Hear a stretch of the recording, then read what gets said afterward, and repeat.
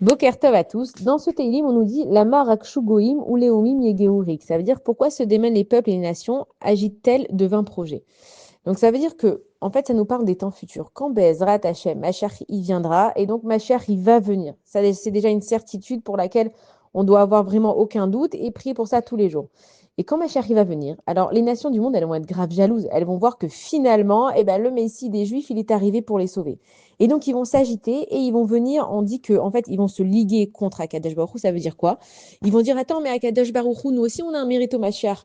Et donc, Akadosh Baruch Hu, il va leur dire, ah bon, et quel a été votre mérite? Ils vont dire, mais si les Juifs, ils ont fait teshuva, ils sont revenus vers toi, Akadosh Baruch Hu, c'est parce que nous, on est venus, on leur a rappelé qu'ils étaient Juifs, en leur, justement, en les tuant, en allant leur faire des choses horribles, c'est grâce à nous. Ils vont vouloir, en fait, avoir du mérite, eux aussi, pour avoir le Mashiach.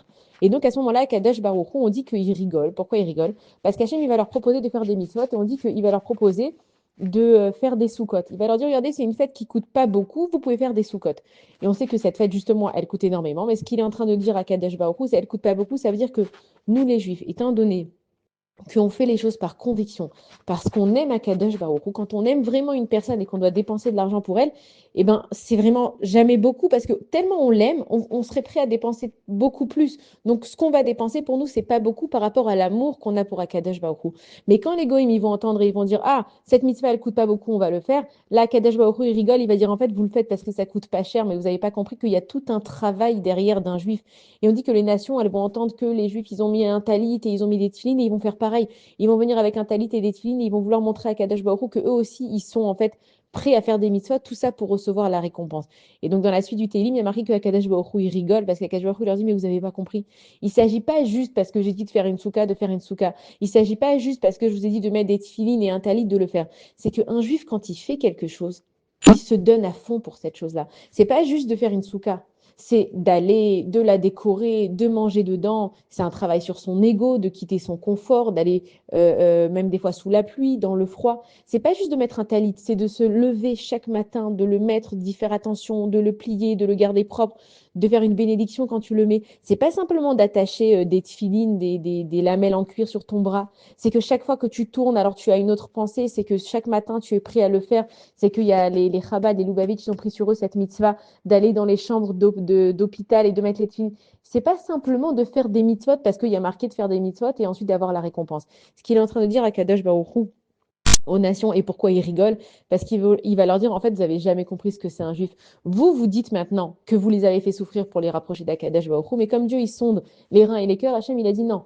Vous aviez compris qu'il y avait du mal qui devait descendre dans ce monde parce que les juifs, ils devaient faire teshuva, et vous avez été heureux de prendre, vous, ce message-là et de faire payer les juifs. Pourquoi c'est vous qui avez pris cette chose-là? Pourquoi vous vous êtes pas dit non, il y a quelqu'un d'autre qui leur fera payer? Pourquoi est-ce que cette personne-là, elle a décidé? C'est comme Titus, quand il a vu que le Beth Amikdash, il devait être détruit, il a dit c'est moi qui va le détruire. Pourquoi tu t'es empressé de faire cette... Enfin, lui, il pensait que c'était justement une mitzvah keilou, comme s'il allait rapprocher les juifs, mais la cruauté que tu avais à l'intérieur de toi et le désir que tu avais dû faire mal aux juifs, il était beaucoup plus grand que soi-disant la pensée que tu avais de rapprocher les juifs. Et c'est pour ça qu'on dit que à Kadesh Baruch Hu, d'en haut, il rigole, parce que au temps du Mashiach, chacun, ça va être comme un scanner, chacun, la vérité qui est à l'intérieur de lui, elle va éclater. Et c'est pour ça que c'est vraiment à nous, en tant que juifs, de se travailler dessus, de comprendre que les nations, évidemment qu'elles sont là pour nous réveiller, mais elles seront jugées. Et nous, en tant que juifs, de savoir que quand tu fais une mitzvah, fais-la vraiment avec un cœur plein.